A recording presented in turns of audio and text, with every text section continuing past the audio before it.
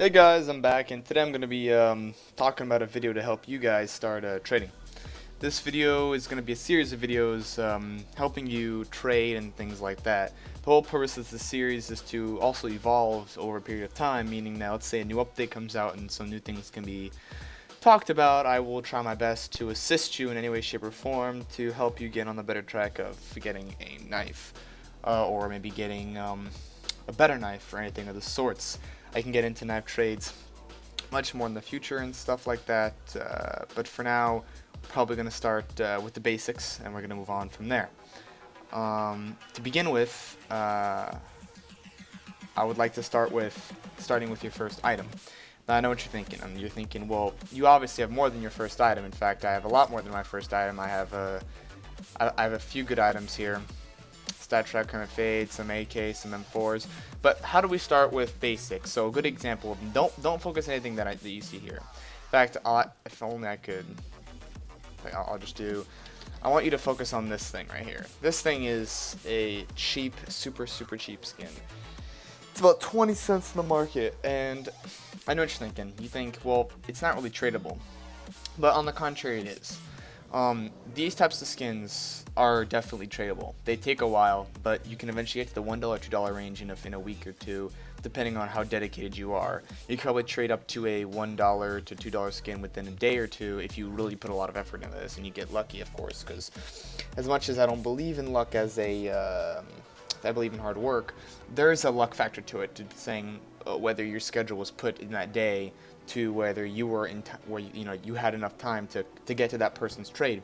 I've had times to where someone would send me a trade offer, and I just wasn't there in time to grab it, so I missed it, and it sucked. But that's okay. What we're going to talk about is how do we trade items and how to get your first item. Now, the first thing we're going to focus on is drops. So pretty much when you get the game, you're going to have a drop system. And most of you probably, if you're at this video, you guys already have your first skin. But I'm just going to quickly go over this, and I'm going to go into trading purposes, alright? So the first thing I'm going to tell you, with drops, this is a good way to get your first skin. One of two ways. A drop hub will range from 5 cents to, not like a gun drop, like not a case. This case can be down to 3 to 4 cents, but you can go to 5 cents to $3,000 if we're talking about like the Dragon Lore or something like that, some crazy shit, depending on the flood value, of course. But you get the point, the condition. So drops can help you in many ways. So that's how you can get your first skin. Another good way to get your first skin is to buy skins off the market. Now there is a market ban trade gap at the moment where you have to wait 7 days before you can trade that item. So for example, if I go and I buy this gun right here, as you can see, it will not be tradable for 1 week, which will slow you down. But if you get a drop in the game, you will not be slowed down at all. In fact, it's easier if you get a drop. But if you can't get a drop and you can sell some stuff, just grab it, hold on to it for a little bit, and you'll be fine. Alright, so now on to the good stuff. How do I start trading quicker? And I get asked this question all the time. In fact, I'm actually helping someone trade at the moment with their items. I'm helping them trade, trying to help them get a knife. And I can help you too, but my goal is I want you guys to be dependent. In fact, these items right here that I'll click this item right here. This was a Howling Dawn sticker on it, pretty funny. These items aren't mine actually. Most of these are mine, but pretty much are just here to help. Like these items are like mine and stuff. But I'm here to help you in the sense to where I don't want you to have to be reliant on somebody else. I want you to say I can make my decisions on my own, and that's a goal. So that's something that I want to strive to. So the first thing we're going to do is we're going to go to the discussion forums, and we're going to start working on other websites like CSGO Lounge in the future episodes. But for now, we're going to stick to the basics. So pretty much when you go from the community discussions, you'll see CSGO, you'll click Counter-Strike Global Offensive, of course, general discussions, workshop discussions, and trading. You obviously want to do the trading. So there's many things involved when you go to trading. There's how do I say this? There's a sense of you have to be assertive with what you're doing. You can't be you can't want an item too much, but you can't act like it's not good enough. So what I mean by that, you have to want the item, but to the same extent you have to look at something in the workshop, or something, not the workshop, like the marketplace, excuse me, and say to yourself, is this worthwhile to trade? So when you're talking to somebody, you know that what you want. You don't go in the trade saying to yourself, do I really actually want this? You have to say, yes, I want this right now.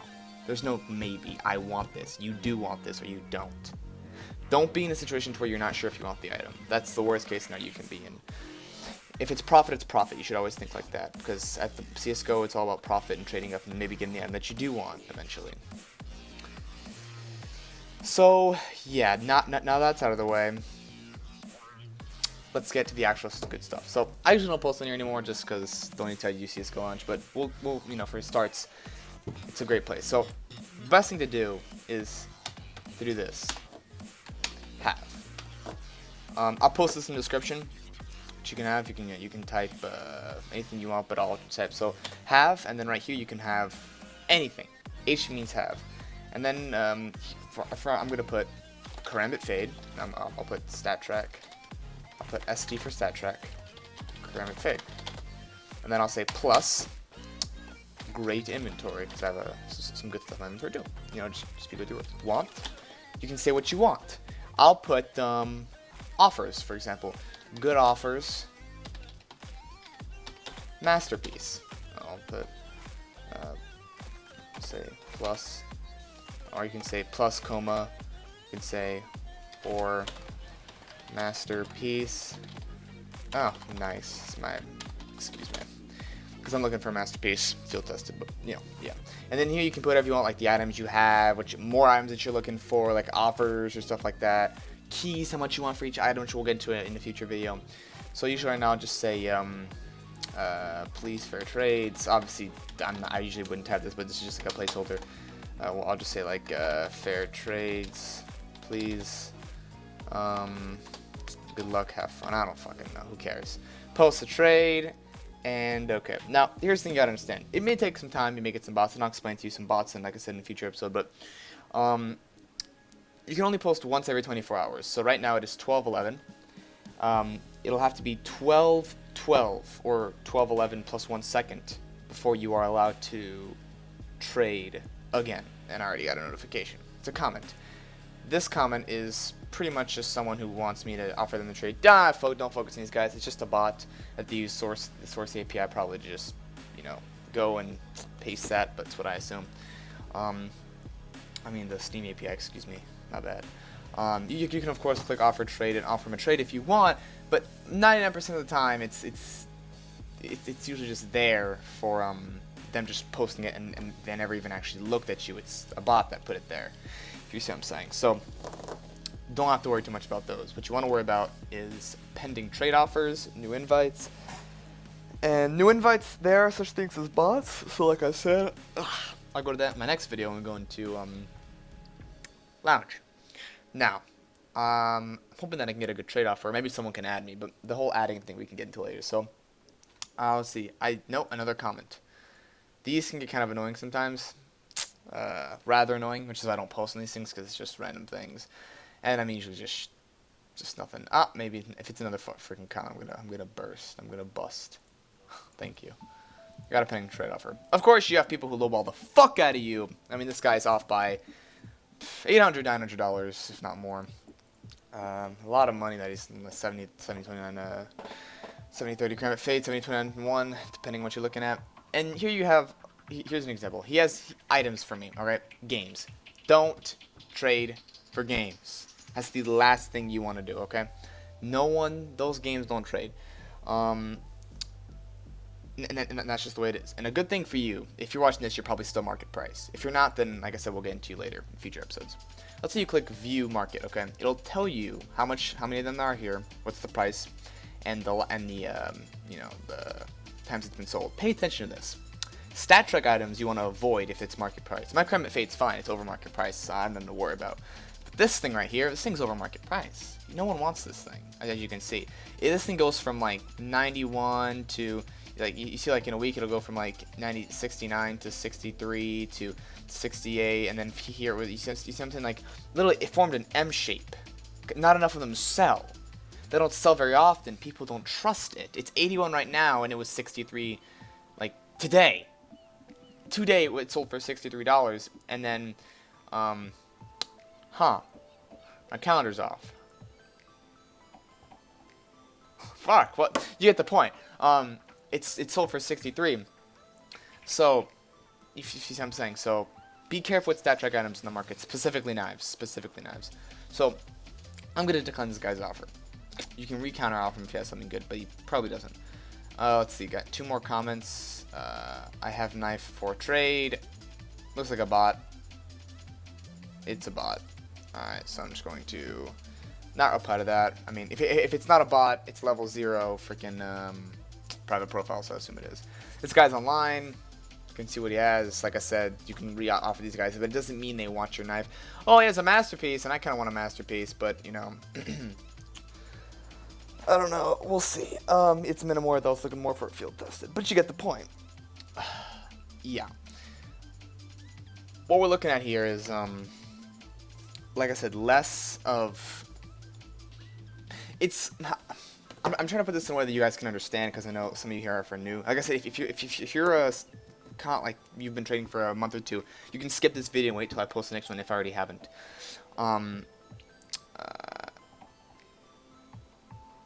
Okay, I got this. Perfect way to show you this. All right, let's say I go to discussion forums. Okay, I'm gonna go back. Right, you posted your trade. Right, whenever somebody sends you an offer, right, what you're going to do is you're going to check the market. You can use your calculator. You know, in Windows has a calculator button. And you can calculate the total market and the average, you know. But another great website to use. I let my internet cut off, so I just cut it off before. So if you guys wonder why the video cut off at a certain time, like when I video recorded this, it's because my internet cuts off like 2 minutes in. So and the Google won't load anymore. I had to disconnect my Ethernet cable. So don't worry about it. Anyways, what I'm going to show you is a good website, Steam Analyst. All right. Oh, whew. That was some great shit right there. Alright, so Steam Analyst is pretty good. We're just going to go with Steam Analyst, just a regular thing. Does this quickly. Well, I realize okay, you can just go to prices here. And I'll have a link to Steam Analyst in the description as well. So, you don't have, I mean, you can sign in, but you don't have, this is just like to price your items. You can trust this website. I'm just saying right now, Steam Analyst is trustworthy. Don't worry about it. Like I said, my inventory, you have to sign in for that. You have nothing to worry about, all right? Don't worry. Okay, so okay, you can touch an item here. Let's say we have red laminate, all right? Let's see. Okay, here, let's just do Minimore, because I have one. It'll tell you how much the factory new Minimore, these battle scarred. It'll tell you, and it'll tell you the average. So let's say I click Minimore here. All right. It will tell me in the last 180 days, 90, 60, 30, and 70 days, what the average of this item has been. It seems as if the average has gone up slowly, down a little bit, so it's about the average of $7.50. We know this. Well, actually, funny enough, it's right there. But that's how much, this is how we can determine that. And this thing will tell you everything all about it, and prices, related items, everything. So that's how you can tell if you don't trust yourself in averages. This is another way to do it. What you're going to do is when someone sends you an offer, let's see if we got another offer. I'll actually use this as the example.